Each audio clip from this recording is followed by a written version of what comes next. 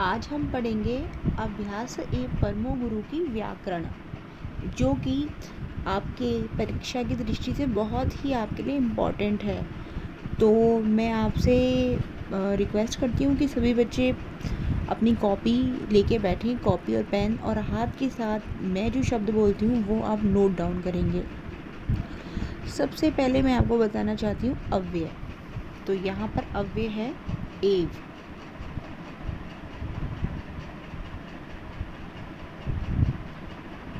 पहली लाइन में। दूसरी लाइन में अव्यय है स्म।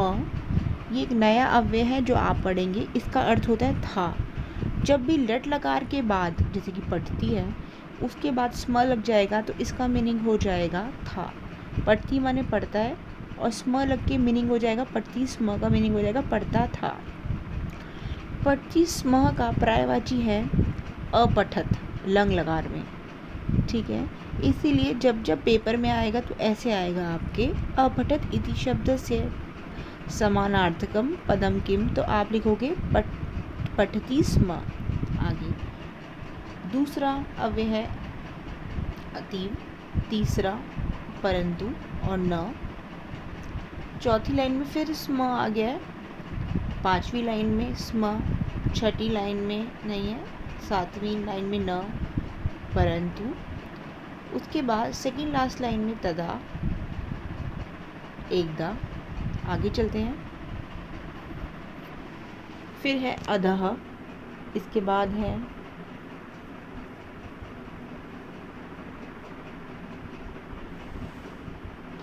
सेकेंड लास्ट लाइन में भूयो भूयः। इसका अर्थ है पुनः पुनः। पेपर में आएगा आपके पुनः पुनः इति शब्द से प्रायपदम किम। तो आप लिखेंगे भूयो भूयः। आगे देखते हैं। इससे पहले सबसे फर्स्ट लाइन में अधः एक अव्यय है, वो भी लिखेंगे आप। फर्स्ट लाइन में, सेकंड लाइन में, थर्ड लाइन में है। थर्ड लाइन में है तथा, फोर्थ लाइन में है पुनः पुनः, फिफ्थ लाइन में है तीव्रा और न दोनों, सिक्स्थ लाइन में है इति, सेवेंथ लाइन में है पुनः पुनः। उसके बाद सबसे पहले पुनः पुनः अपि, सेकेंड लाइन में शनै शनै, थर्ड लाइन में नहीं है, फोर्थ लाइन में अधुना, फिफ्थ लाइन में न और स्म अपितु स्म। उसके बाद सेकेंड लास्ट लाइन में एव एव। बस ये आप सारे कॉपी पे करेंगे। अब हम करते हैं कर्ता क्रिया।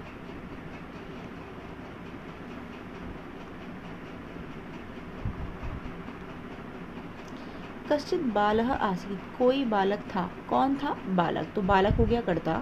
कर्ता की पहचान ये होती है कि हमेशा वो प्रथमा विभक्ति में होता है और उसी के अनुसार क्रिया लगती है। तो बालः कर्ता है, आसीत् क्रिया। आप 2 कॉलम बनाएंगे कॉपी में। इसके बाद दूसरा वर्ड सह बंग प्रदेशे एकस्मिन् विद्यालये पठति स्म।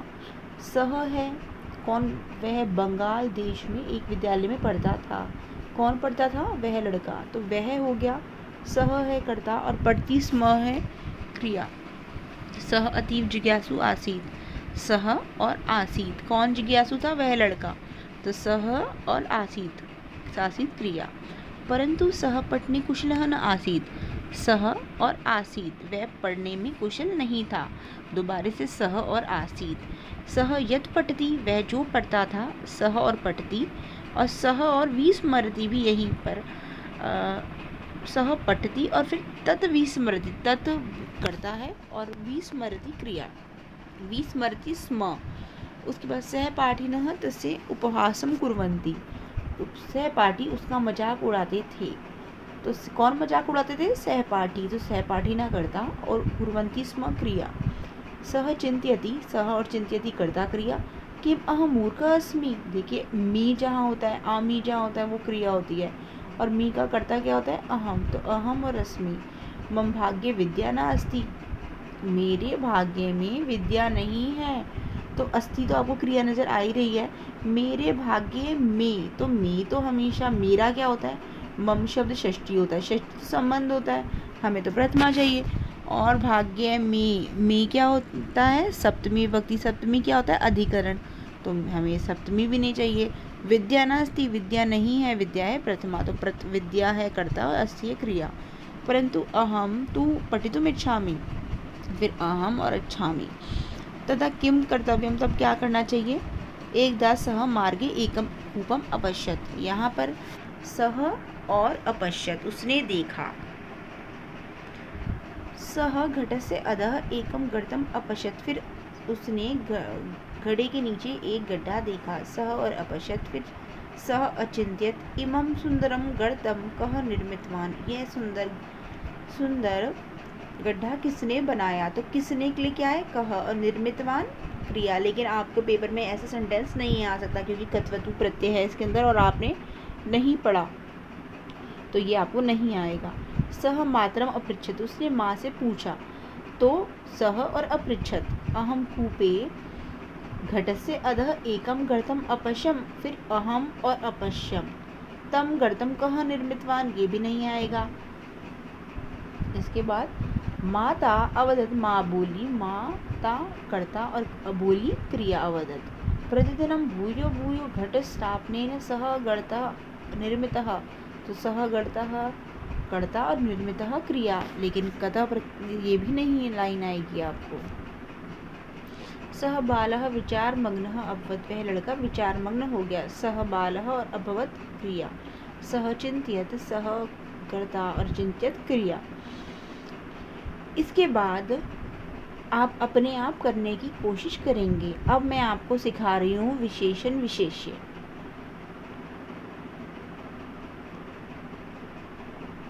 अभ्यास एव परमो गुरु, परम गुरु का विशेषण क्या है, परम, ठीक है। अभ्यास ही परम गुरु है। संस्कृत में विशेषण विशेष्य की पहचान ये होती है कि जो विभक्ति लिंग विशेषण का होता है वह विभक्ति लिंग विशेषण विशेष्य का होता है। अब हम देखते हैं कश्चित बालः, कोई लड़का, ये दोनों विशेषण विशेष्य है, लेकिन पेपर में आपके को ऐसा सेंटेंस नहीं आएगा। अब हम चलते हैं दूसरी लाइन पे।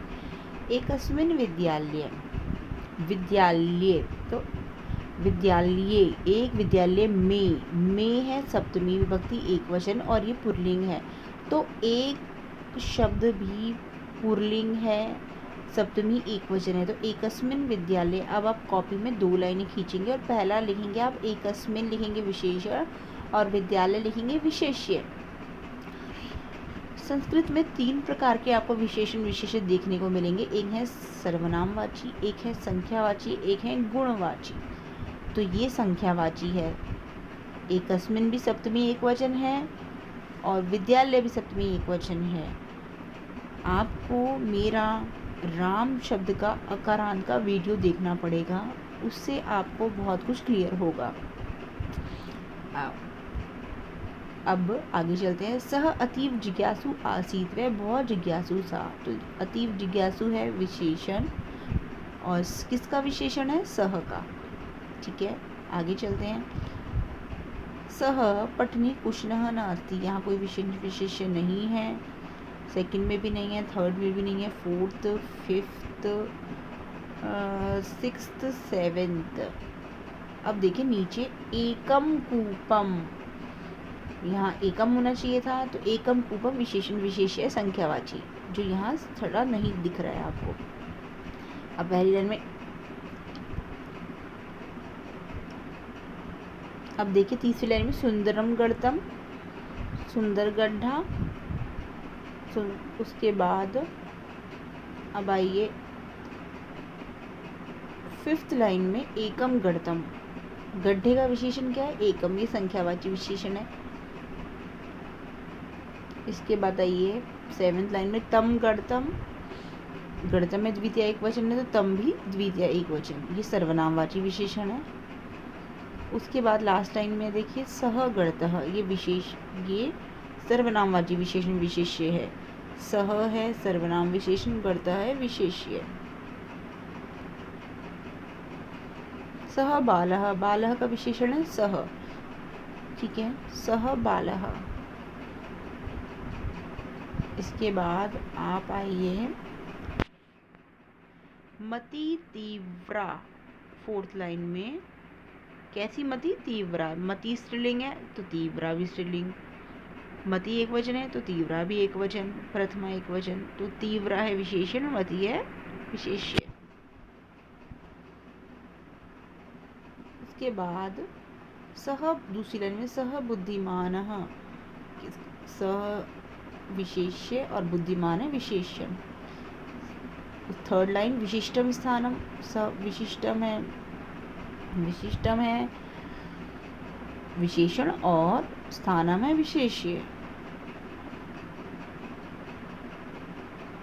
अब दोबारा से देखते हैं हम उपसर्ग और कर्ता, उपसर्ग देखते हैं और प्रत्यय ढूंढते हैं हम चैप्टर के। मैं आपको वही प्रत्यय बताऊंगी जो आपके पेपर के लिए इम्पोर्टेंट होंगे। पहली लाइन में दूसरी और तीसरी, चौथी, पांचवी, छठी लाइन देखिए उपहासम, उप प्लस हासम लिखना है आपको कॉपी पे और लिखेंगे उपसर्ग है ये। इसके बाद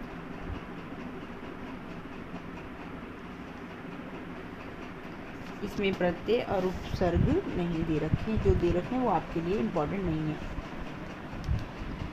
इसके बाद आइए आप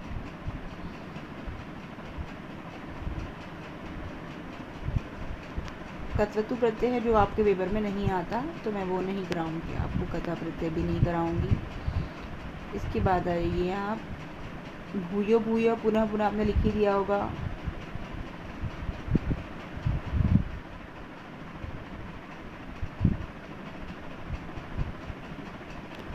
विचार्य आपके पेपर में नहीं आएगा, वैसे ही इसमें लय प्रत्यय है। शनै, शनै का पर्यायवाची आप लिखिए मंदम मंदम।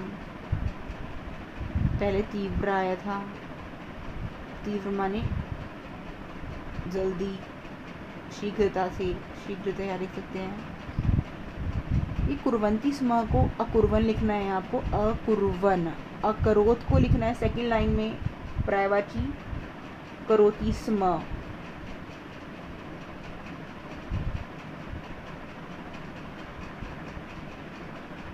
पहली लाइन में अभवत है, अभवत को लिखना है भवती स्म।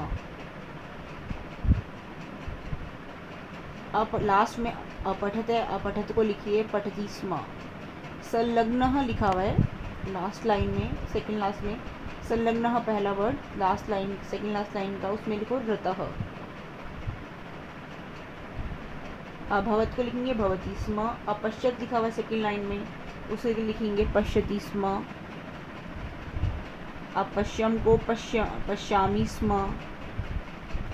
अवदत को वदति स्म।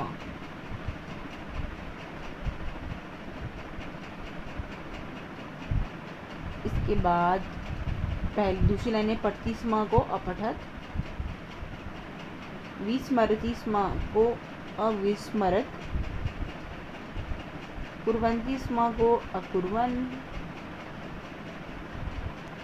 लास्ट में अपश्यत को पश्यति स्म।